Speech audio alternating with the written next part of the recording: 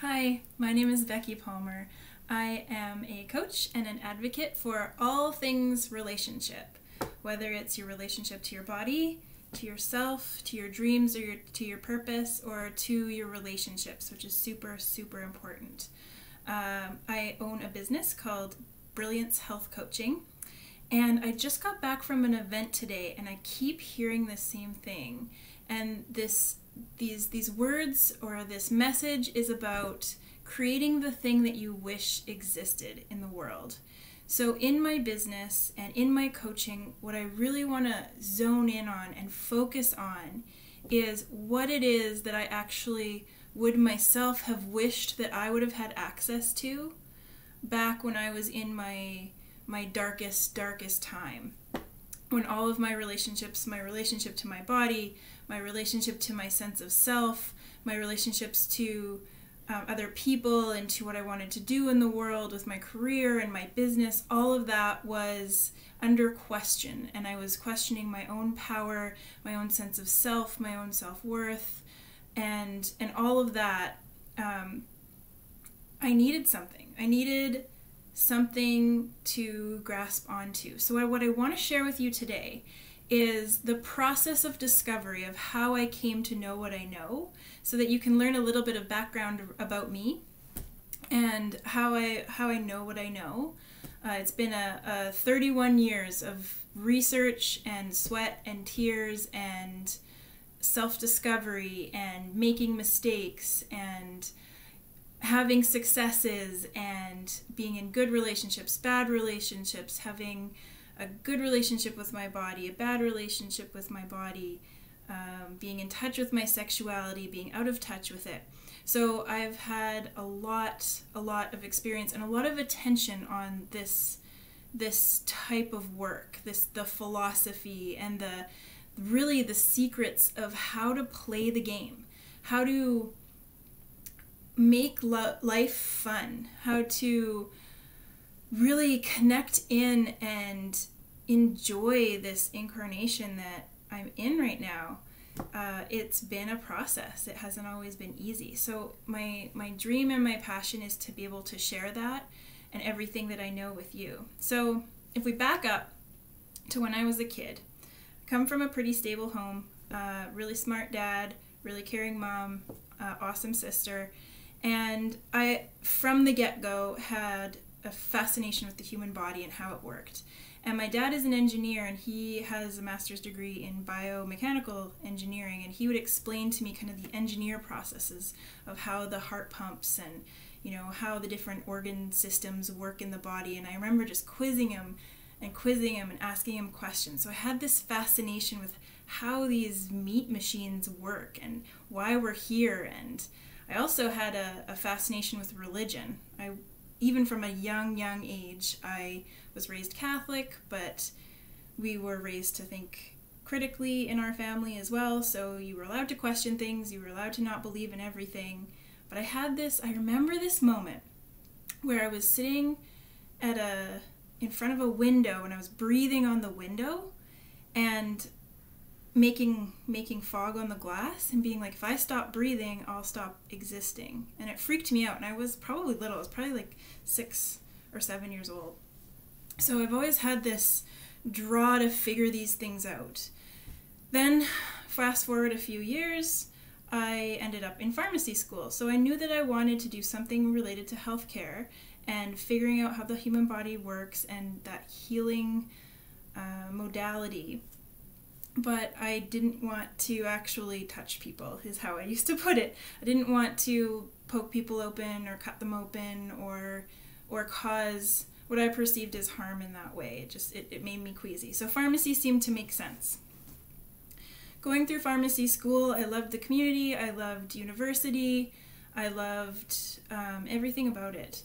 And I ended up joining the military in my 3rd year of pharmacy. And in my 3rd year of pharmacy and on, being in the military gave me this very masculine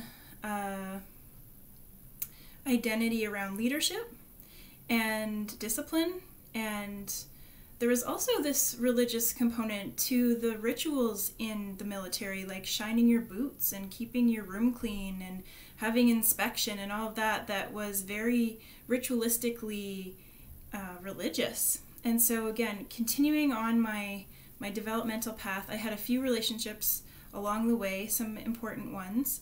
And along those lines, I had a fairly good sexual life, but I still was craving more. Like there was some nutrient in me that wasn't being touched. There was something more that I wanted that I knew I didn't have access to yet. So in the military, I got married, and that relationship was very dramatic. Ups and downs and drama and love, and it was amazing in a lot of ways and very, very, very painful in a lot of ways as well. And when that started to disintegrate, again, I went on this journey of spiritual and physical exploration. And at the time, too, I'd gotten out of the military around the time of my divorce, gotten out of the military and was exploring compounding pharmacy and more of a holistic approach to pharmacy. And I kind of was going in the direction of like, okay, I could be a naturopathic pharmacist if that oxymoron exists. So I was going down that road, but it still wasn't satisfying. I still wasn't touching the thing that I wanted to touch in healing and helping other people. So I kept digging into the root cause analysis of what was going on. Because I do have this very scientific, logical, rational mind. And then I also have this artistic part of me as well. I painted the picture behind us. I love to paint, I love to create, I love to make things. So these two minds definitely were sometimes in conflict with each other. So what I ended up doing was started to participate in a coaching program through an organization called One Taste. And that helped open me up to my relationship to my body and to my sexuality and to connecting fully with other people. Before that, my journey had been in university. I was obsessed with Abraham Hicks. I listened to Esther Hicks a lot. My sister, to this day, I think cannot stand the sound of her voice because I constantly would be listening to her. I moved on to, The Secret, the Law of Attraction stuff, but there still was something missing. Like, this isn't quite working, and I'm sure that you've been down that road as well. And then I got into Louise Hay and her Hay House stuff and relationship books like Harville Hendrix and John Gray's Men Are From Mars and Women Are From Venus, podcasts on sexuality, all of it. I'm obsessed. So the good news of that is that I developed I've collected a lot of data and information along the way.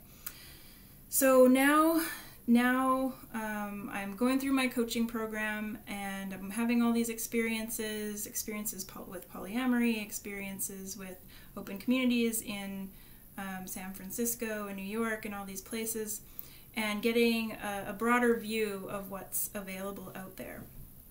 And now what I've found is that integrating not only the positive kind of what I would say masculine parts, which is amazing, but also the feminine, unconscious, murky, all things that are fluid and formless. That feminine part was the missing piece. The shadow, Carl Jung would call it the shadow or the collective unconscious or the individual unconscious. That seems to be the part that was missing throughout the years. So now starting to integrate my own shadow, my own taboo thoughts and beliefs and feelings, and I really am a big fan of the work of Teal Swan, of Carolyn Elliott, of Jordan Peterson, and the way that they've integrated all of these ideas and concepts and archetypes. So now at 31 years old, I am wise. So, and I have some information and passionate experiential knowledge that I want to pass on and share with you. So what I want to do is share with you today the 6 basic rules or life hacks that are kind of like the rules within the game of the universe. And I'm sure as I go, I'll discover more, and I'll be able to explain them better, and I'll be able to add to them and modify them in whatever way I need to help you guys out too. But for now, what I want to do is share them, and share them to as broad of an audience as I can. And I want to be able to make a living off of it as well. So knowing my own value, knowing my worth, I want to be able to create a platform where I can share this knowledge with all of you in a way that feels sustainable and creates value. So I'm really, really excited about it. So here are the 6 rules that I've discovered so far. So the first one is probably the foundational one for all of them, and it's having that mind-body connection mastered. So your mind and your body are very, very, very much connected. A good example of this is the placebo effect. And what I can help you do is reclaim that mind-body connection by understanding a little bit of the science behind it, by understanding how to speak the language of sensation, and a whole whack of other things that we get into on how to reclaim this mind-body connection that's super, super powerful and helps you actually be able to listen and hear your intuition. So I want to start getting into it now, but I'm going to leave it at that. So that's number 1. Number 2 is the secret weapon of life, basically, is approval. So if you want to find a way to develop your own self-worth and to have more acceptance of other people, and the awesome byproduct as well is that everybody seems to gravitate towards you and love you, is when you can develop this secret weapon of approval. The third one is about manifestation. And so again, my basis in learning was through this law of attraction, Abraham Hicks, positive affirmations, Louise Hay. All of that was missing, that those are very masculine ideals. Ideal is a masculine thing. So what I explain and I help you figure out is how to bring the masculine and the feminine together within yourself, internally, and you bring those two energies together and you're able to create. And I have an awesome way that I explain it, and I have a bunch of analogies and examples of how this works. So it's really, really cool, really exciting stuff. The fourth one is alchemy. And alchemy is really cool. This really appeals to my pharmacist side, is the alchemist, right?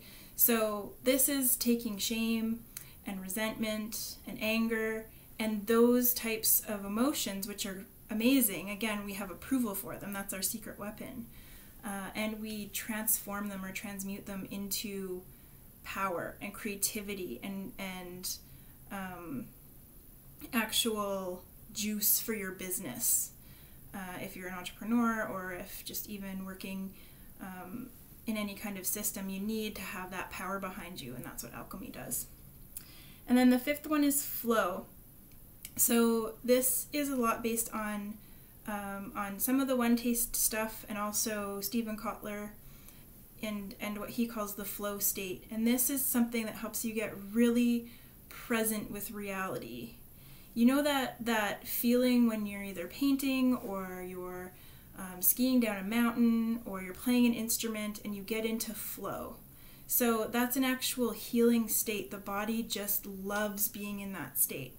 So I can teach you some different ways to hack into that flow state. And then the sixth one I'm going to save as a mystery. That one is coming soon, so you'll have to join the group to figure that one out. So if you're interested, I'd love to have you.